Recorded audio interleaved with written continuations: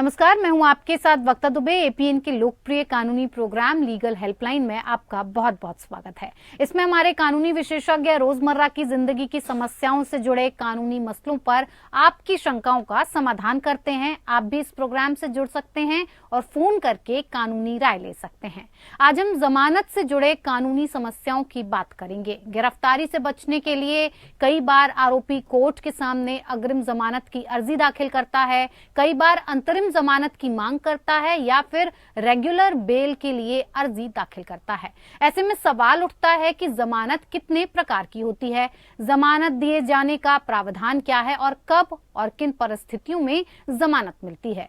अपराध दो तरह के होते हैं, जमानती और गैर जमानती। जमानती अपराध में मारपीट, धमकी, लापरवाही से गाड़ी चलाना, लापरवाही से मौत जैसे मामले आते हैं और इस तरह के मामले में थाने से ही जमानत दिए जाने का प्रावधान है।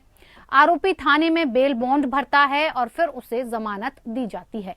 गंभीर किस्म के कुछ अपराध जैसे लूट, डकैती, हत्या की कोशिश, गैर इरादतन हत्या, रेप, अपहरण, फिरौती के लिए अपहरण आदि गैर जमानती अपराध हैं और इस तरह के मामले में कोर्ट के सामने तमाम तथ्य पेश किए जाते हैं और फिर कोर्ट जमानत का फैसला लेता है।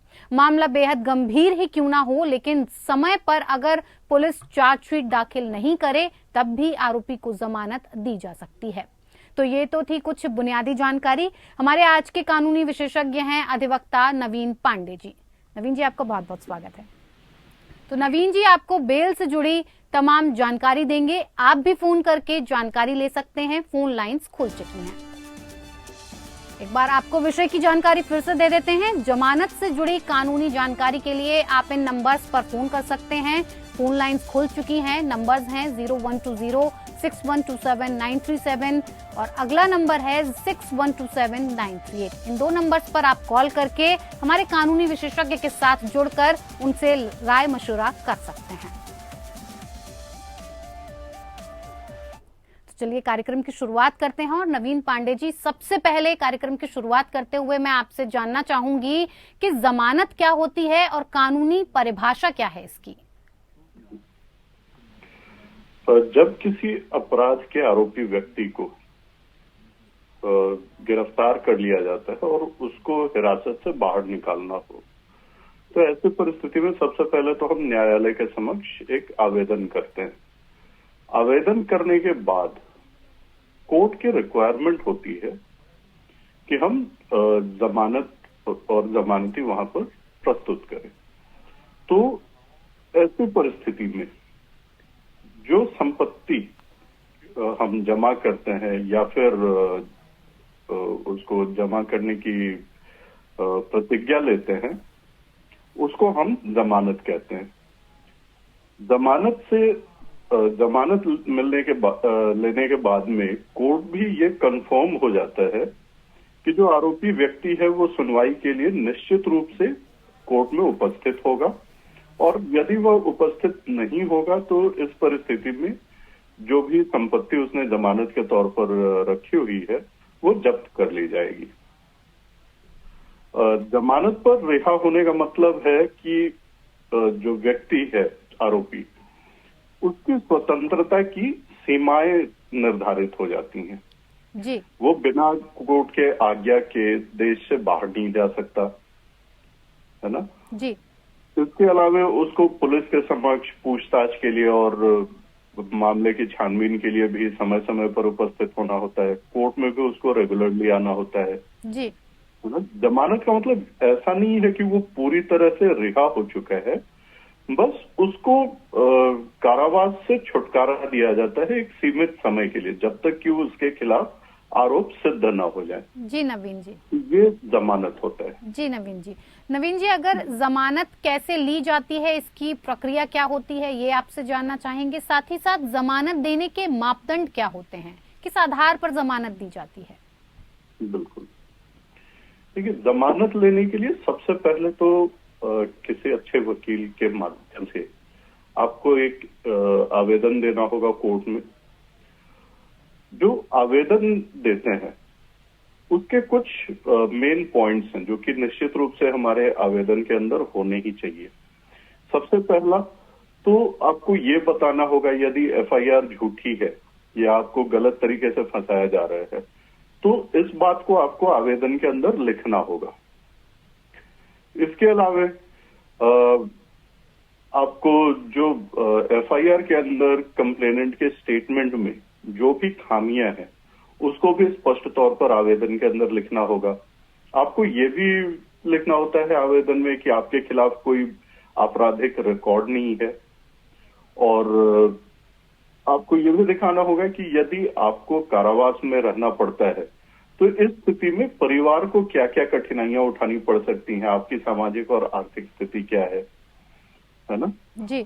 और मापदंड जो है जमानत देने के लिए, उसमें कोर्ट ये देखता है कि आपका पिछला रिकॉर्ड कैसा है, कहीं आपकी कोई आपराधिक रिकॉर्ड तो नहीं है, या व्यक्ति को यदि जमानत दिया जाता है तो उससे सामाजिक और न्यायिक व्यवस्था पर कोई असर तो नहीं, मतलब दुष्प्रभाव तो नहीं पड़ने वाला, ये चीज भी ध्यान में रखा जाता है जी।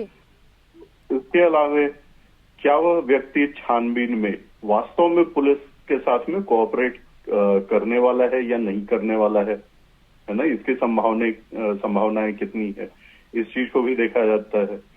इसके अलावा कोर्ट ये भी देखता है कि यदि उस व्यक्ति को जमानत दे दिया जाता है तो क्या वो सबूतों और गवाहों के साथ छेड़छाड़ कर सकता है, जैसे सबूत मिटाना या गवाहों को डराना धमकाना। तो इन सब चीजों को देखने के बाद ही कोर्ट जमानत देता है। जी नवीन जी, जमानती अपराध क्या क्या होते हैं, साथ ही साथ गैर जमानती अपराध क्या क्या होते हैं? देखिए,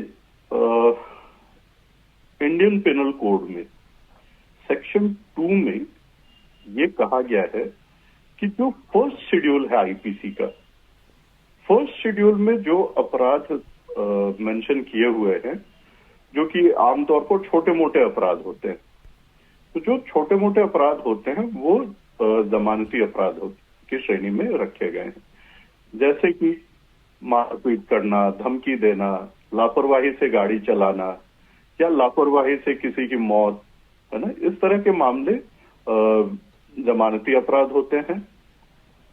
अब ज्यादातर जो इस तरह के जमानती मामले होते हैं, इसमें 3 साल या उससे कम समय की सजा होती है जी। और सीआरपीसी की सेक्शन 169 के अंतर्गत इन मामलों में थाने से भी बेल हो जाता है, ऐसा प्रावधान है सीआरपीसी में। वही अगर गैर जमानती अपराध की बात करें तो गैर जमानती अपराध का कोई डेफिनेशन एज सच पूरे आईपीसी के अंदर कहीं नहीं मिलता। बस इतना हम कह सकते हैं कि जो गंभीर अपराध होते हैं उनको गैर जमानती अपराध की श्रेणी में रखा जाता है। ऐसे अपराधों में जमानत स्वीकार करना या न करना ये कोर्ट के विवेक पर होता है। आरोपी अधिकार के तौर पर ऐसे मामलों में जमानत की मांग नहीं कर सकता जी। कुछ एग्जाम्पल्स अगर दूं तो गैर जमानती अपराध की श्रेणी में रेप, अपहरण, लूट, डकैती, हत्या, हत्या की कोशिश, गैर इरादतन हत्या या फिरौती के लिए अपहरण, तो इत्यादि काफी सारे इस तरह के प्रोविजंस है। इनमें यदि व्यक्ति को बेल लेना हो तो उसको सेक्शन 437 में जो एक्सेप्शन है उसके तहत बेल के लिए एप्लीकेशन कोर्ट में लगाना होता है और बाकी कोर्ट के ऊपर है। कोर्ट यदि संतुष्ट होता है एप्लीकेशन से और बाकी परिस्थितियों से तो बेल मिलेगा, अन्यथा नहीं मिलेगा। जी नवीन जी, अगर चार्जशीट की बात करें तो चार्जशीट न होने पर बेल का क्या प्रावधान है, और रेगुलर बेल के प्रावधान के बारे में भी हम आपसे जानना चाहेंगे। बिल्कुल, सीआरपीसी में ऐसा भी प्रावधान है सेक्शन 167 सबसेक्शन 2 में कि मामला चाहे कितना ही गंभीर क्यों न हो जी, पुलिस को चार्जशीट दाखिल करने के लिए जो समय सीमा तय की गई है गंभीर मामलों में वो 90 दिनों की समय सीमा होती है, और जो कम गंभीर मामले होते हैं उनमें 60 दिनों की समय सीमा होती है।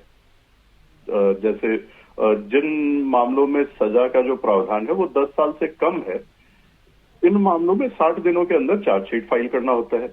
यदि सजा का प्रावधान उस अपराध के लिए 10 साल से ज्यादा है जी। तो 90 दिन का समय सीमा तय किया हुआ है।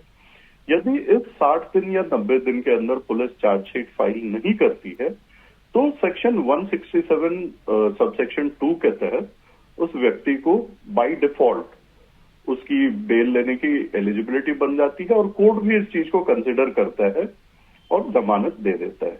क्योंकि क्रिमिनल जस्टिस का ये प्रिंसिपल भी है कि जब तक आप दोषी सिद्ध नहीं कर दिए जाते बिना किसी शक के बिना के, तब तक आप निर्दोष है।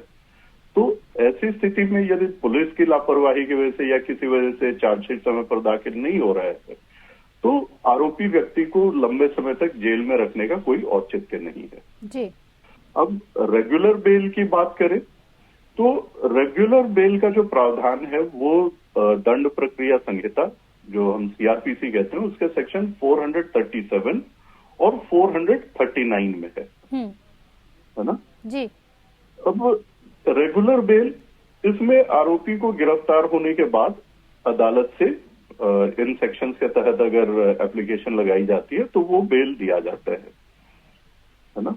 और उस बेल के अगेंस्ट उसको मुचलका भी भरने की आवश्यकता हो सकती है या जमानती भी देने की जरूरत पड़ सकती है। जी जी नवीन जी, बहुत बहुत धन्यवाद हमारे साथ कार्यक्रम में जुड़ने के लिए और हमें इतनी तमाम जानकारी उपलब्ध कराने के लिए। फिलहाल लीगल हेल्पलाइन में मेरे साथ इतना ही, मुझे दीजिए इजाजत, नमस्कार।